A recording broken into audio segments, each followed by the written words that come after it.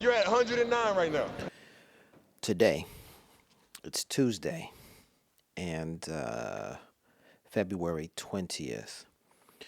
Shout out to C Knowledge. It's his birthday today, his born day. Peace, God. Um, just got an address. I have to mail it myself. Okay, never mind that little message that I just got. Okay, um, what was I thinking about? Today, what did I do today? I went to California Mission, San Juan Capistrano. Why did I do that? Well, first of all, we're coming off of a 3 day weekend, and anytime I get Monday off, I just have a hard time, you know, recharging, getting back into the routine. So this morning when I woke up, I just wasn't feeling it. I was like, nope, not doing it. It was raining as well. You know, we've been inundated with some rain over the last few days or so, and so so what? Well, um, I just wasn't feeling it. It's the craziest, scenario. I just wasn't feeling it, so I called in sick, and I was feeling a little under the weather. Under the weather. Um, I think I coughed up a little bit of mucus, and I feel fine now. I mean, I called in sick in the morning, but I really was not sick. I just wasn't feeling up, for getting back to my routine so soon. Um, so anyhow, I decided to stay in bed and to sleep a little bit more. I figured that was my problem. I just hadn't slept enough. And I slept and I slept and I slept and I slept and I slept. And finally I said, you know what? Sleep isn't what I need. And I certainly needed some sunlight because I don't know, black families living in the hood, we don't open our windows and let people, view inside of our homes. I mean, this is just standard. This is just, what is it, general principle. You don't leave your windows open so people can look in your home. And so I guess I've been suffering from lack of vitamin D due to being closed off from the sun. And when I go to work, well, there's sunlight there, but I'm not always outdoors standing, in the direct sunlight unless I'm on the PE field. So I really miss just natural sunlight, right?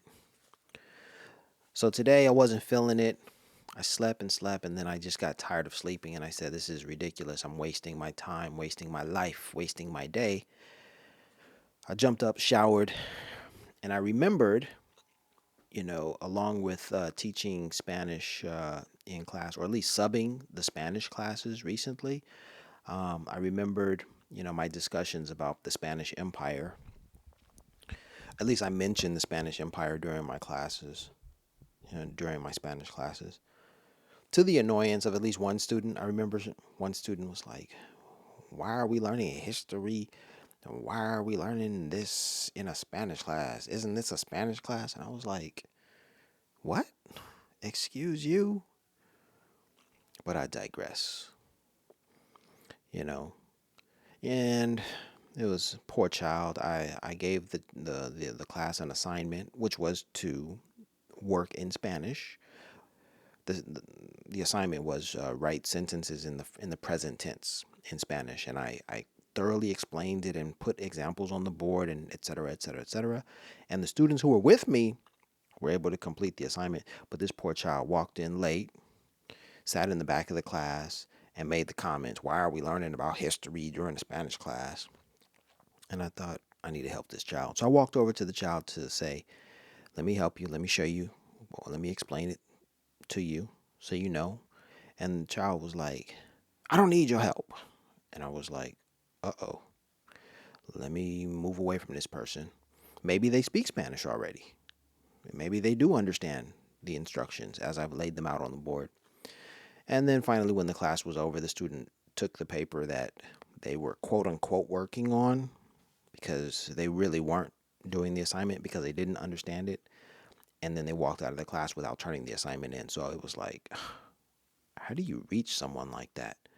Anyway, um, yeah, part of the lesson is history, because when you're learning a language, you're not only learning, the language, you're learning culture, you're learning history, and you're learning your place in that language's history. You're learning your place in it.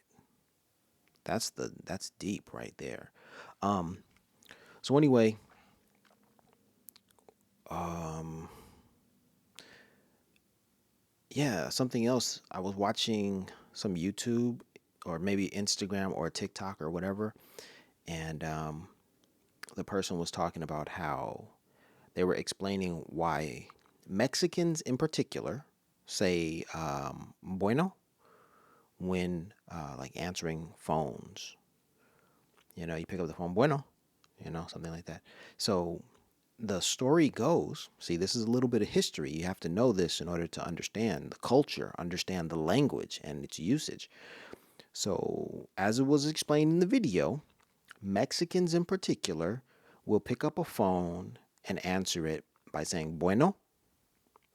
The reason is that probably like during the 1920s, when switchboards were used to connect callers on one line to the other line, when they were testing the line, they would pick up the phone, and they would say bueno, as if to say the line is good, or to ask, is the line good, as if to say, can you hear me, right?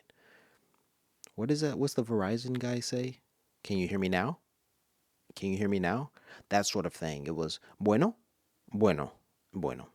And so bueno became associated with phone calls. So when people answered the phone, bueno, bueno. Okay, and then they would talk or something like that. All right. So that was a little bit of history. I personally never knew that, never knew the nuance of, answering the phone in Spanish, specifically Mexican Spanish. Okay?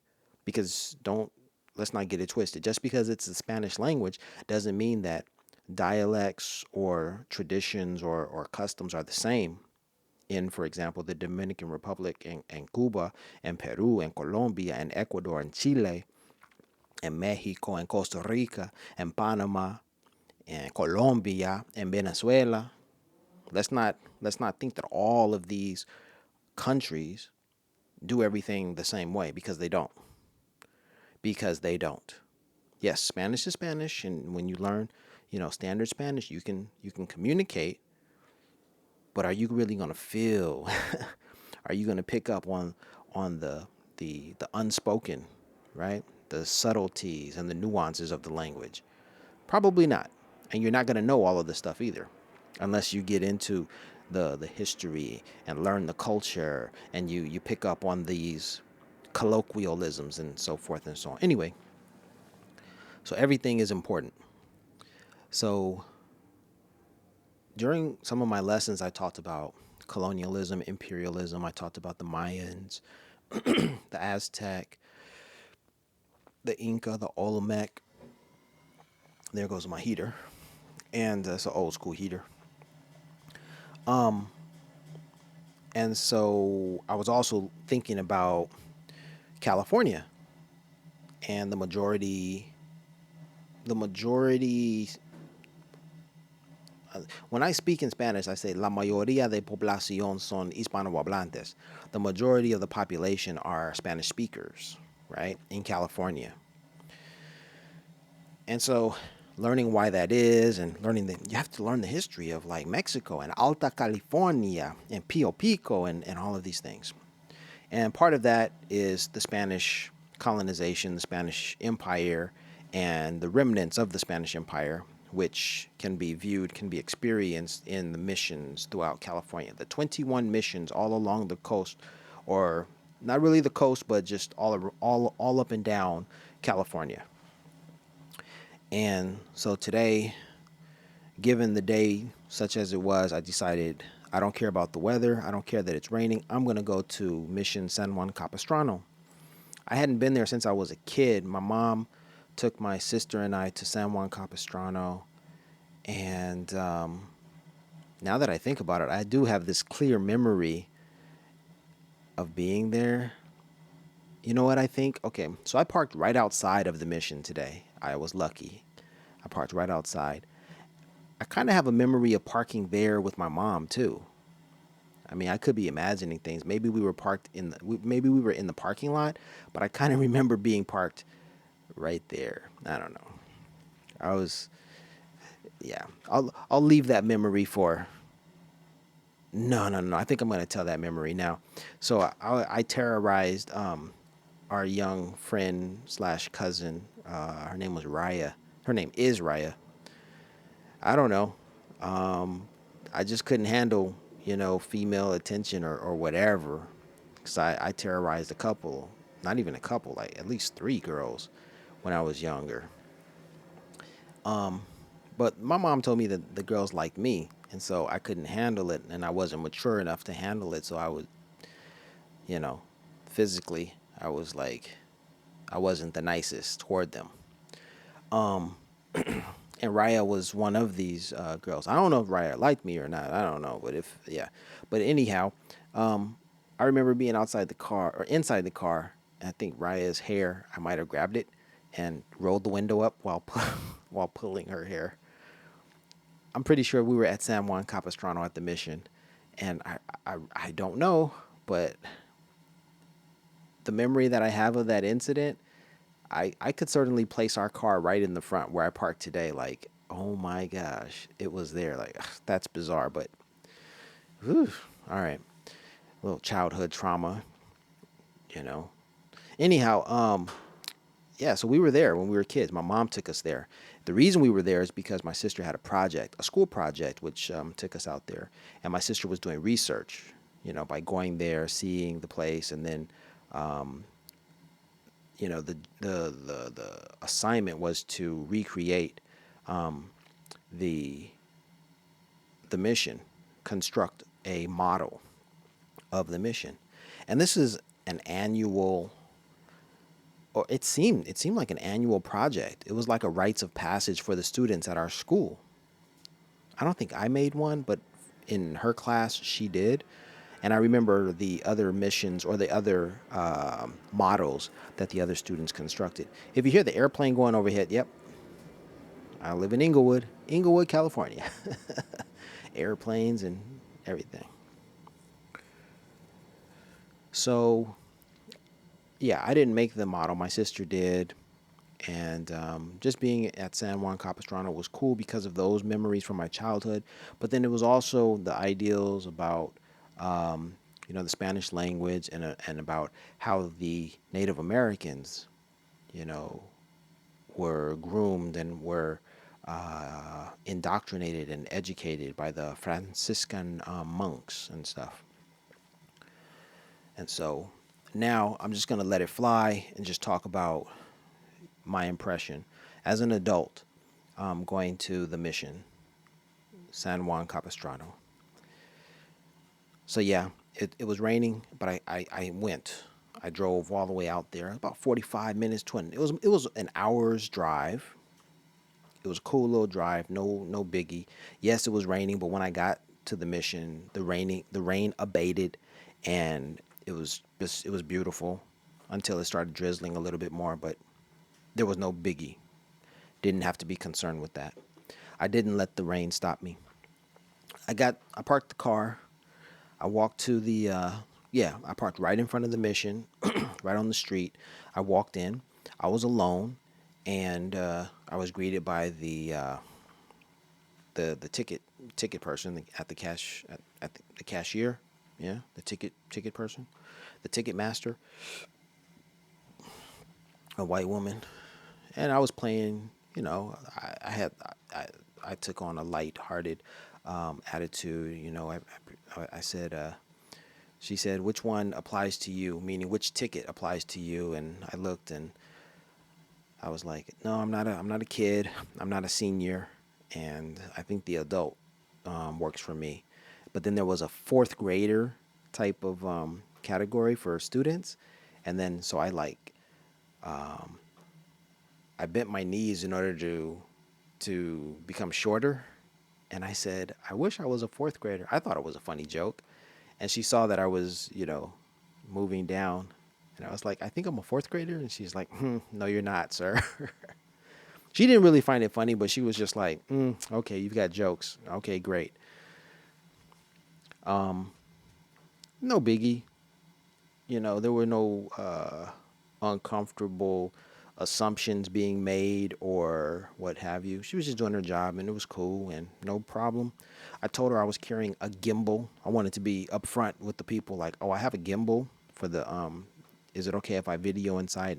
And she was like, well, you're gonna have to speak with someone else about that. And so she called someone else and said, here, talk to him about the gimbal situation. So I explained to him I was just gonna film for YouTube, and he's like, "What is it? A personal vlog, or something?" I'm like, "Yeah." He's like, "Okay, no problem. You're good." And I was like, "All right, cool, straight." So, yeah, usually when you go into museums, yeah, when you go into museums, they'll tell you you can't have a gimbal or a monopod is what they call them. You can't hold it. You have to hold your camera in your hand. You can't have a gimbal or a monopod or something like that. At the mission, they were like, "Yeah, have fun, dude. Enjoy yourself." So I was like, "Cool." And I think they were worried, like, yeah, we don't want to be associated with your vlog if it's going to be something that, if you're going to be cursing, if you're going to be doing deviant behavior. We don't want that. We don't want to support you and offer our grounds for that. So I go inside. I got the green light to go inside and film. So I do my thing. I'm looking around, and then the things start dawning on me, like, so we are the I am. No, I was gonna say we are, but who are you? Anybody could be listening to this, but we are. I am a black man. We are the natives. Okay, and the idea that the Africans came from Africa so long ago, and they touched down in these parts of the lands, and they did their thing, whatever that meant. They stayed, stuck around. They had children, interbreeded, or left their seeds and left, or set up shop there, and then they went back to Africa, or like something happened. But I think they didn't make a record of what they did, because it was just like, this is our earth, this is our land. We do what we do with it, um, and that's it. And we are the only ones, essentially. So what reason do we need to make our presence known? I think that's what the original Africans did, and I think they did that many years ago. Of course, the story that is told about the missions is that the missions, California, was settled by uh, Asiatics or Asians who crossed the land bridge uh, by the Bering Strait, right, and came into North America and what have you. Fine. But even before then, there were, well, I don't even know.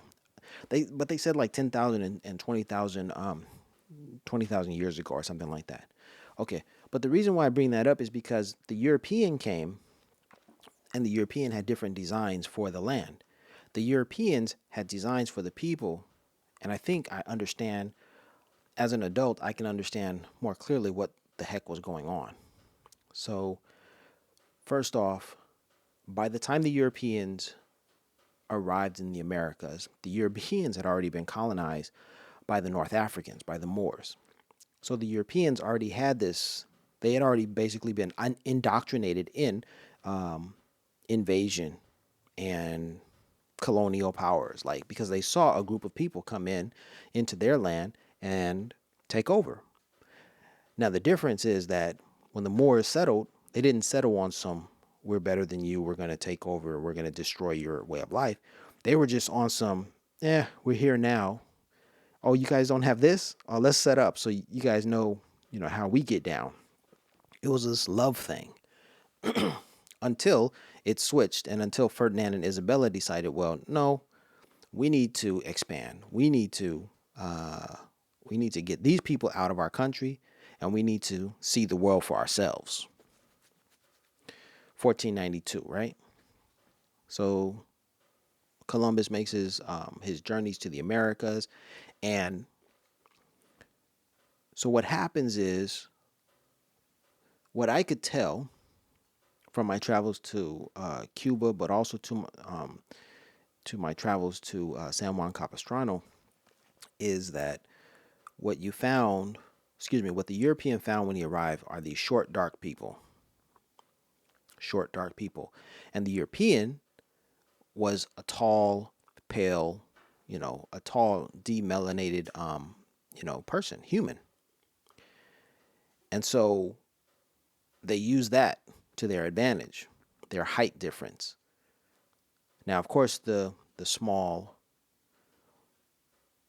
native had already seen black bodies, right? There's already the record of that happening, because they told Columbus, men, black gods came to us before the white man arrived, right? But the European could have been jealous. Oh, damn it, they beat us to it. All right, now we got to really take over. All right. There's a statue of the short Indian with a tall friar, priest, father, whatever they're called in the Catholic Church, or the Franciscan monks, whatever. There's a height difference. I believe they use their height difference as an advantage, as a persuasive tool. We're taller than you. We're obviously better than you. Mind you, they were getting sick. They couldn't stand the weather. They were just weak little bitches.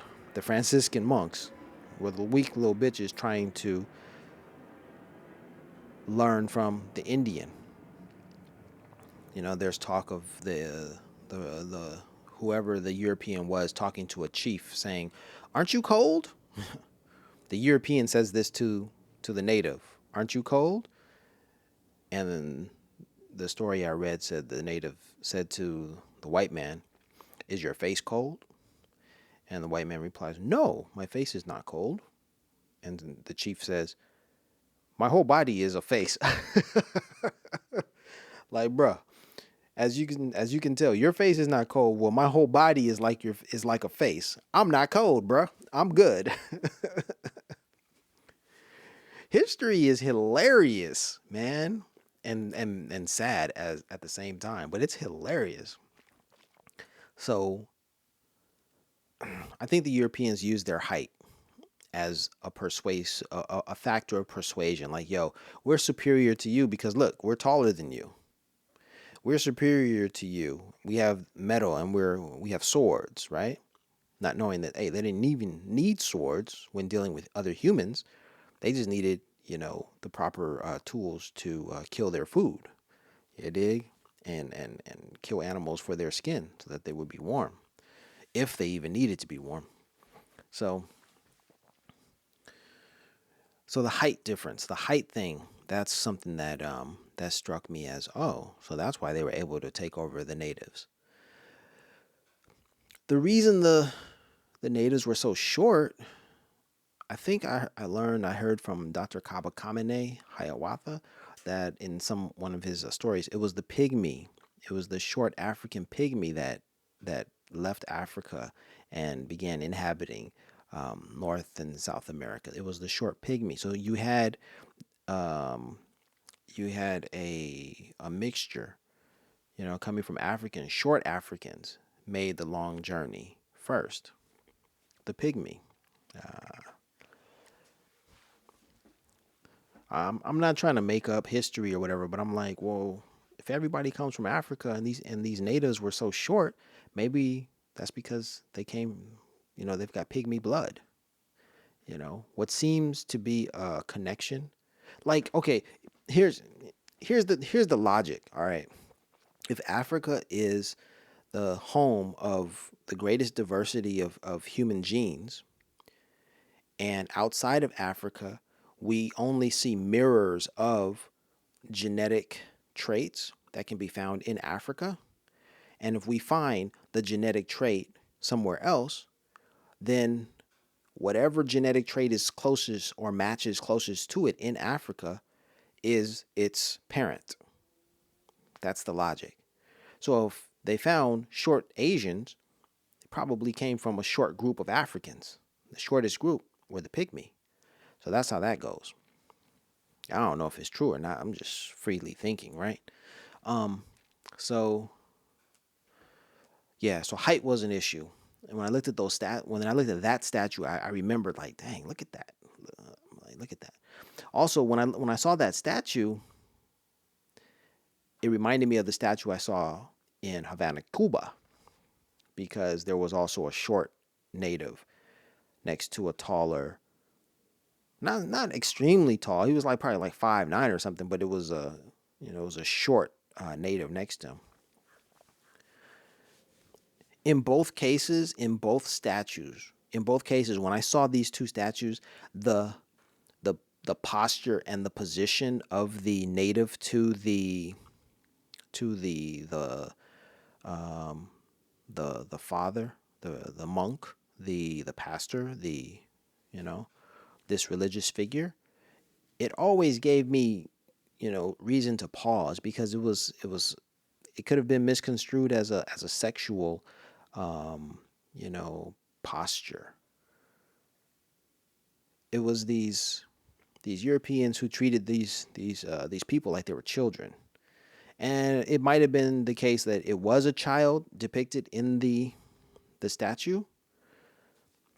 All right. But that's where the paternalism comes from, right? Paternalistic society, where someone feels that they are the father and they have to impart wisdom to their child, even if that child is their same age, or even older than them. Like, but you are lesser than I am, and I'm going to give you this information, whatever. It reminded me of, the Catholic Church and all the sexual situations that, sexual charges of the fathers, the pastors, whatever, padres, whatever, in the Catholic Church, boys being molested and stuff like that.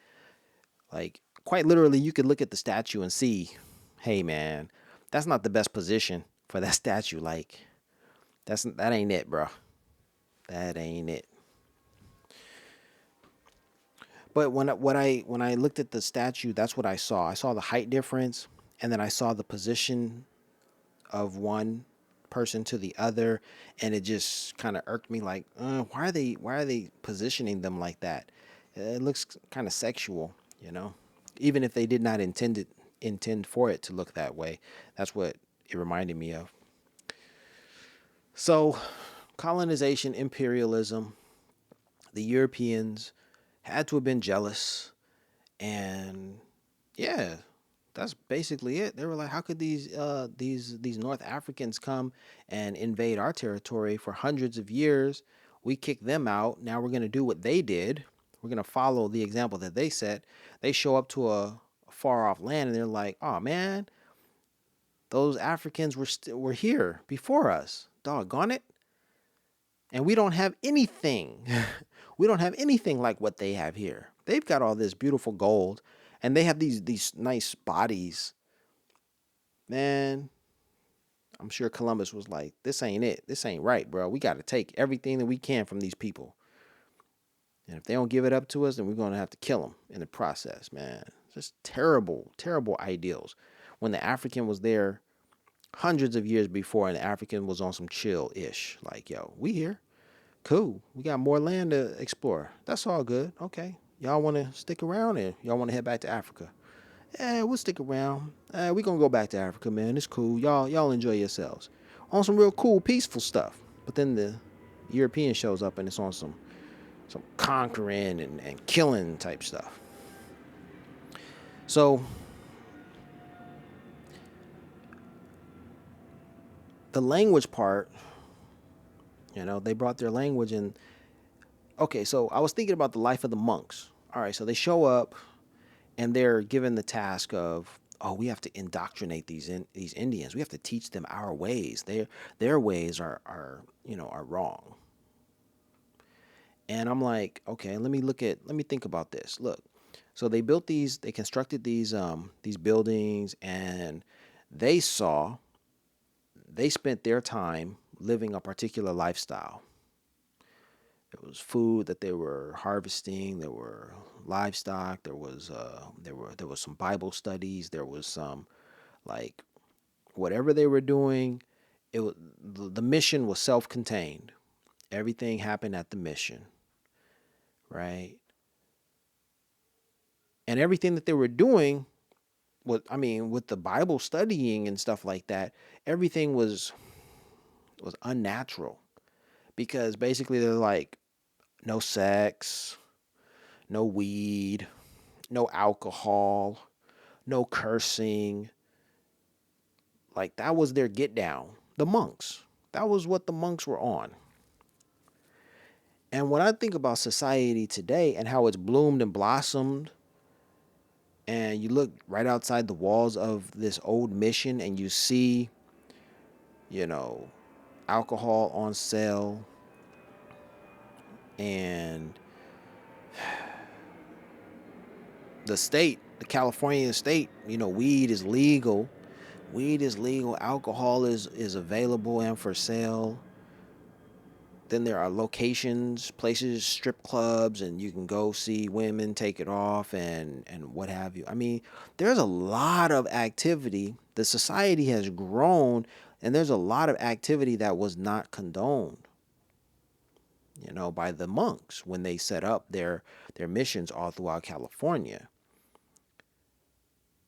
And so it's like, but our society has a lot of puts a lot our society is highly sexualized, and there's a lot of attention on, the consumption of alcohol, weed, sex, all of these activities that those people who came here didn't, engage in. And it's like, man, society has grown from, probably hundreds of thousands of people to millions, and look at where we are today in our society. It's like, wow, man. So my question then becomes like, were the Franciscan monks right to say, don't do those things, don't live that life, don't do this, don't do that, and read your Bible, and I don't know, and stay celibate? Was that the answer? Because I don't think so, man. I think you got to live your life. The natives were about, hey, man, we're going to do it as we do it. I'm sure they had some weed. They knew what the plants did, and so they consumed them, and it had different effects on their body. And it was like, hey, we're chilling, man. And they weren't on some killing stuff, not unless they came into, rival tribes, and they had to fight, self-defense. But what was that all about, man? What really was that all about? If we if we go back to that time, they'd have put a Bible in your hand and told you you are wrong. They would have told you are wrong. You sin, and you have to get right. You have to get right like us. Like, bruh, we're good here, man. We don't need you judging us. We're good. I don't know. That's what I think. That's what I think. I don't think that. I think everything is good in moderation. Even the monks drank wine, though. They produced wine.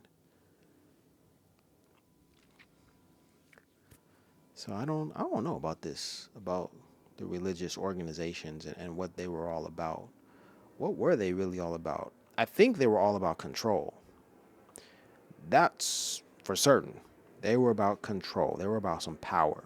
They were on a power trip, because when it comes to the language, they were like, "You speak our language, not yours. You learn our language because we are better. We're taller, and you do that." That's what I think. I mean, that's pretty evident. That's what colonialism and imperialism. empire. That's what that's all about. It's about control and power, and we see that. So going to the mission today, helped me see that more clearly. Just like, yeah, it's always that's always been what you thought it was when we were in school. When you start coming of age, when you're in middle school, and you're like, I think they're just telling us this to control our behavior. That's a natural progression or a natural reaction. You're just like, nah, you're just saying that to control my behavior, dude.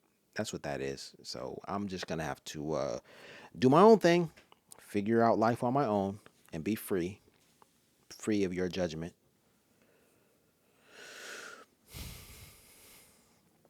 But it was interesting. All of that was very very interesting, just to see. And there was that moment, I was enjoying myself, just like, yeah. And so I walked. So there was a woman with her dog and some friend of hers who I presume was a traveler from South Korea or Japan or maybe China, but I'm guessing she was Korean, and she was at the she was there with her, and she was showing her the place. And so the woman who was showing her the place was a California resident because she had a dog with her, and she looked like, she was with it. She was like, yeah, I'm from California. I saw her dog and I was like, oh wow, look at her dog. And she was kind of like, yeah, yeah, I have a dog, and what? And she wasn't like, oh, you like my dog? Yeah, his name is so and so, or her name is whatever. And she wasn't all friendly and stuff. She was just like, oh yeah, he noticed my dog. Yeah, okay, we're moving on. We're moving on with the rest of the tour. And I was like, dang, she's not she's not nice. She's like, oh, and here's someone else who admires my dog. I'm just like, okay, fine.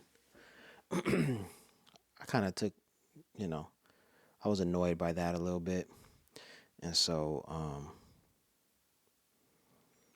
I mean, she didn't have to say anything to me, but I was just like, there were so few people at the mission. It would have been cool to just be like, oh, that's nice. Hi. Okay. But no one said hi. No one, even the few people that were there, no one, everyone minded their own business. But I mean, she had this big dog, that just screamed for attention. And it was just like, oh, she doesn't want attention. She's not interested. Okay, whatever. And then, yeah, after that, I walked over to I left. No, no, no, no. I went to the gift shop. Went to the gift shop and I picked up a book and a sticker. And then I'm looking at the sticker and I'm kind of thinking to myself like, why did I buy a sticker? Because I know I know how to buy those stickers today, or how to make the stickers. When I was like when I was a kid and I went to those stores, I was like, oh, I want this, I want that, I want a poster, I want this, I want that.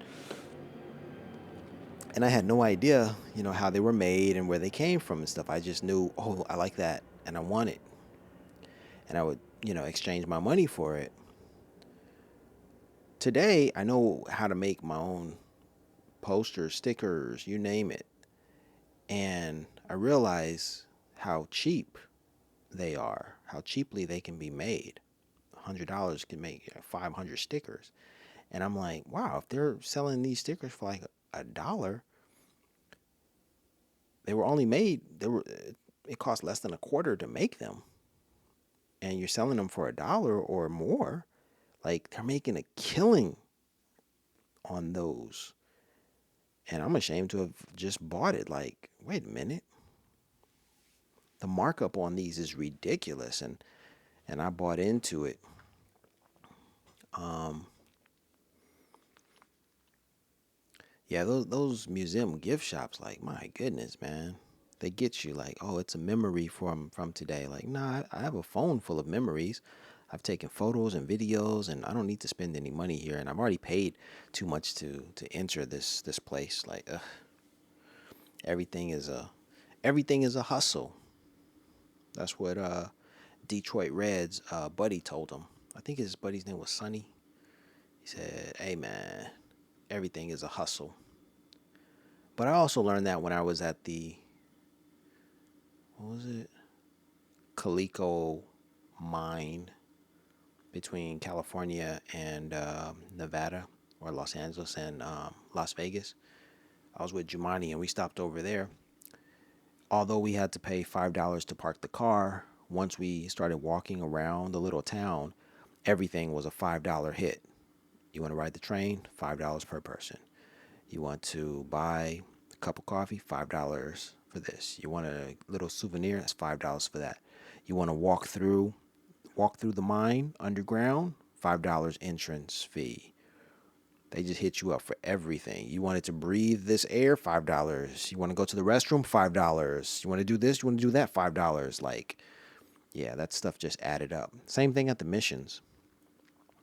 Well, no, the mission charged $18 for adult admission, and then thereafter, you didn't have to pay for anything. But I went to the museum store, so I was like, let me get something. I got a book and a sticker. And then they had so many. They had the little religious section. You want the Jesus cross, Jesus on the cross. You want the Christian Catholic regalia, the memorabilia, the artifacts and stuff, and coins and all of this little trinkets and stuff. Yeah, you can spend all your money on that kind of stuff because that's what the religion is, buying those things that represent your faith. Yeah, right. Those things represent your faith. um so yeah, so I left the mission and then I went over to the train station and I found a little, what, a hidden house coffee shop. Nice little cute quaint spot. Man, you can go chill over there, have your little coffee. So I bought some coffee and then I was out and then I stopped at the Don Juan Mexican restaurant and they brought out the green tortilla street tacos for me, three of them. Nice. Ooh, it was delicious. Good stuff. Very nice stuff to eat. Had a good time with that. And then it was time for me to jump back in the car and ride home. It didn't rain on me while I was there. It drizzled, sprinkled. It sprinkled on us. I got back in the car and I drove home. And by the time I got home, the rain had stopped. So it was all good. I'm going to keep going to other missions. And I guess I'm going to see the same things. And maybe I'll read that book that I bought. Um, but yeah, it was San Juan Capistrano. First time I was there was with my mom when I was a kid, more than 30 years ago. She took us there. And yep, it was a nice drive to get out and do something. A nice drive. And I'm glad it wasn't crowded. And I'm glad I had the place to myself pretty much just to walk around and enjoy it rather than to feel any way because other people are, clamoring for position to see and do things over there. There was nothing like that. Those are the best times to go when no one's around. That's the best time.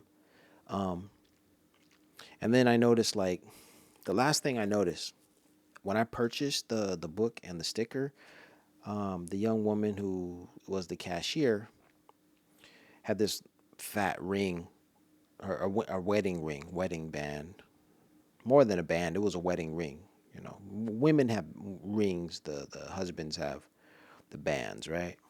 So she had this fat ring, and I was like, when I saw it, as she was putting my book and sticker inside of the bag, I assumed she's gonna hand me the package. She's gonna hand me my bag, my products, with her left hand, which is where her wedding ring is. And there's gonna be a moment there where she's gonna be stunting on me like, and I'm married, as you can see, and there's your gift, whatever, take it. But yes, look at the wedding ring. I'm married. Yes, okay. And I was like, I was like, that's whack. You know, that's like some petty ish. Here, let me hand it to you with the ring and watch finger so you can see the bling bling. Let me stunt on you like, yes, I do have it. Uh-huh.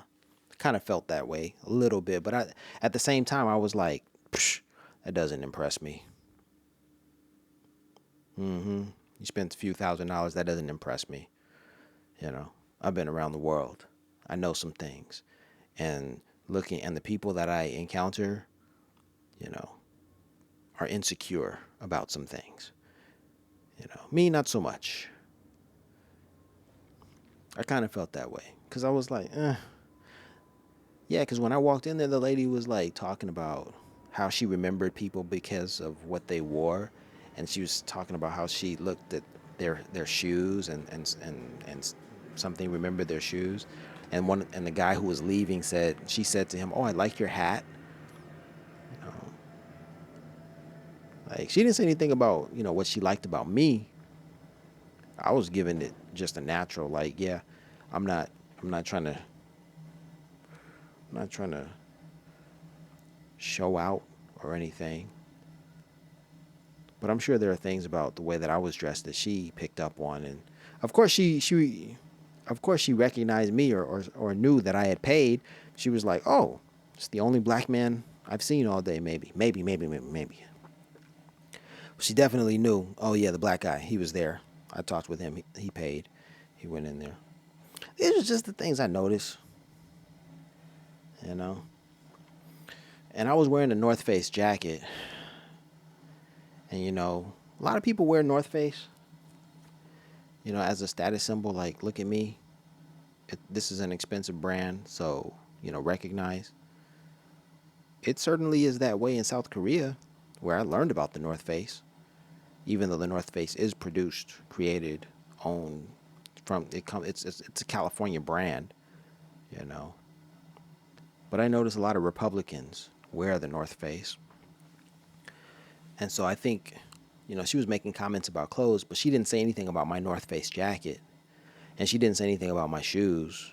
About her noticing my shoes. She was just talking about clothes and noticing them about general people or whatever. I'm just like, okay, I already know how you're gonna remember me. Oh yeah, the black guy. I had a good time. There were no biggies. There were no problems or anything like that. It was just the stuff that I noticed, you know. And yeah, cause like you know, people weren't overtly, you know, judgmental. Like they weren't like, "Oh, dude, you're not dressed up, so we can't serve you" or anything like that. No, it was just like, what do you like? It was like, we don't know why you're here, dude. What do you? Yeah, yeah, yeah. Even when I went into the mission, when I walked into the mission, the lady was like, "Can I help you?" And I was like, "Excuse you? Can you help me?" I'm like, "Yeah, I'm here to see the mission. What did you think I was here for?" Like she didn't even just jump to the conclusion. It was more so, "Can I help you?" I was like, "Yo, they cold blooded out here, man." And then let's get into it. Like the Osage Nation, Killers of the Flower Moon. As I was walking through the mission and I read the story about, I guess his name was Forrester. Dude came from England broke. Came from England broke. Showed up in America and was like, "Yeah, I think I can make it here." And he became a success. He got land, and I guess he married a Spanish woman. What was her name? Um, I forgot her name. And I'm looking at the situation like, hold up, a white dude with nothing, poor white dude from England comes to America, the land that is, and they talk about it. Okay, they talk about how the Spanish and the Spanish American War, Spanish Mexican War, you know, 1821 Mexico gains its independence from Spain, right? They talk about that. They talk about Pio Pico. And a white dude comes to America, marries a Spanish Mexican woman, and then he becomes rich. And all I can think of in the back of my mind is Killers of the Flower Moon.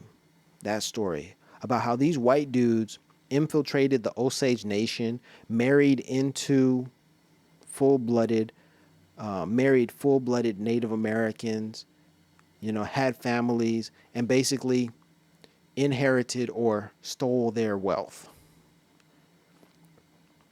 And I'm like, was that his story? Is that what he did? He married into the wealth? And that's why we're staring at a white man when all of this land was Mexico? Like, so many questions. I'm like, ooh, these scandalous motherfuckers right here. Scandalous. This is what they do. They come and they just steal and then they call us lazy when they are the ones who put themselves in the position to be the laziest of them all. Oh, we just sell this stuff. We don't make it. We just sell it and we collect. We're taxing you. That's the way I felt when I was in the museum shop. Like they were taxing me on all of the stuff that they're selling. Like, oh yes, and these are the native thingamajigs, and all the people who work there are white. I'm like, wow. And when I was coming up as a kid, I didn't look at color. Well, no, that's not true. I didn't see the color so distinctly. I just always saw white people giving me this information and stuff. And I'm just like, okay. Just trying to wade through all this information that these white people were giving me, not knowing, hey, these white people are not good people. They can't teach me the ways of how to be. Shit. I am God. Yeah, man. She asked me, how may I help you?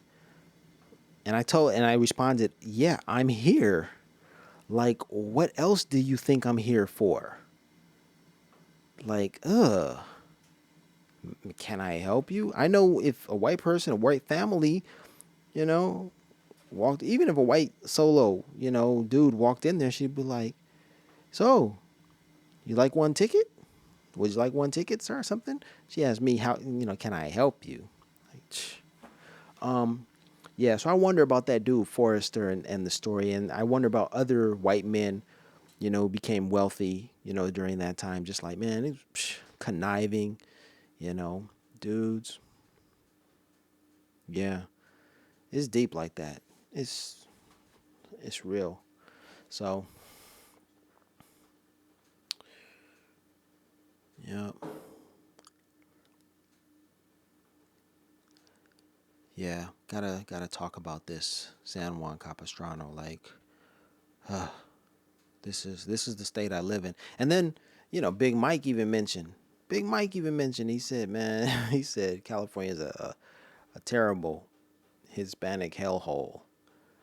The state is, and I was like, nah, man, you just dude. What you talking about, bro? But he's right. He's right. And one of the main impetus, the main reasons I even did this is because I'm like, I want to look at the empire. I want to see what was it and how, what were on these people's minds? These adults, what was on their minds? So, California, California dreaming. I'm out. You're at 109 right now.